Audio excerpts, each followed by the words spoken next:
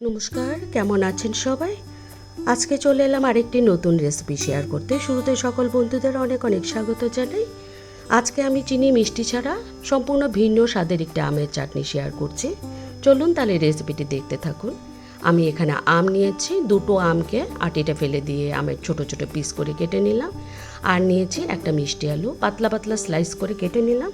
আর নিয়েছি আমসত্ত্ব, এক টুকরো আমসত্ত্বকে 3টে স্লাইস করে কেটে নিয়ে একটা প্রেসার প্যানে দিয়ে দিলাম।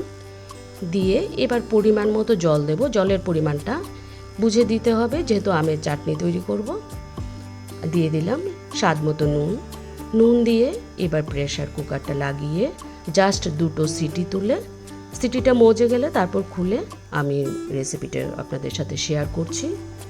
বন্ধুরা যারা আমার রেসিপি দেখা শুরু করেছেন, প্লিজ একটা লাইক করে দিয়ে শেষ পর্যন্ত কন্টিনিউ করবেন, তাহলে বুঝতে পারবেন চিনি মিষ্টি ছাড়া কী করে আমি আমের রেসিপিটা তৈরি করলাম।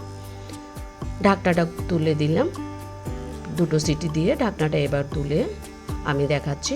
একদম সফট হয়ে গেছে মিষ্টি আলু, আম আর আমসত্ত্বটা। এবার আমি একটা হাতার সাহায্যে একটু চেপে চেপে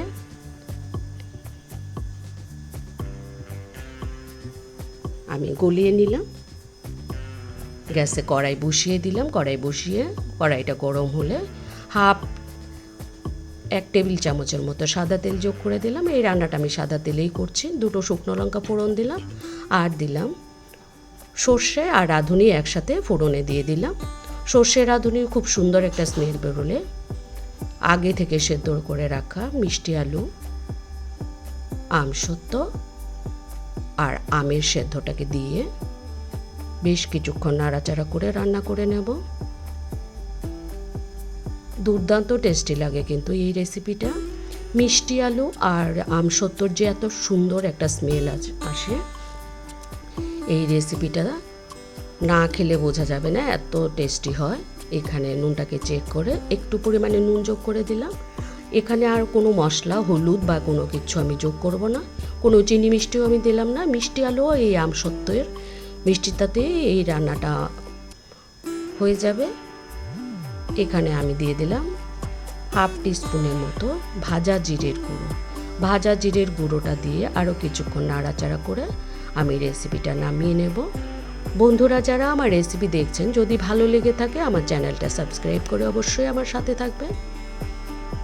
আমার আমের চাটনি বা আমের টক রেসিপি কিন্তু একদমই তৈরি। আমি নামিয়ে পরিবেশন করে দিচ্ছি। বন্ধুরা যারা আম দিয়ে এরকম চাটনি, মিষ্টি আলু আর আমসত্ত্ব দিয়ে এরকম একটা চাটনি এখনও বানিয়ে খাননি, আমার রেসিপি ফলো করে অবশ্যই একবার ট্রাই করবেন। আর আমাকে কমেন্টস করে জানাবেন কেমন লাগলো। আমার রেসিপি ভালো লাগলে অবশ্যই একটা কমেন্টস করে জানাবেন আর বন্ধুদের সাথে শেয়ার করবেন। দুর্দান্ত টেস্টি লাগে কিন্তু চিনি মিষ্টি ছাড়া এই আমসত্ত্বর আর মিষ্টি আলুর এই আমের চাটনি আমি নামিয়ে পরিবেশন করে দিলাম। বন্ধুরা যারা এতক্ষণ আমার রেসিপি দেখছিলেন, সকলকে অসংখ্য ধন্যবাদ জানাই। সবাই ভালো থাকবেন, সুস্থ থাকবেন আর দেখতে থাকবেন রূপাস রসই ঘর। একটু ভিন্ন স্বাদের আমের চাটনি আপনাদের সাথে শেয়ার করলাম। আজকের মতো তাহলে এখানেই টাটা। সবাই ভালো থাকবেন, সুস্থ থাকবেন। দেখা হচ্ছে পরবর্তী রেসিপি নিয়ে।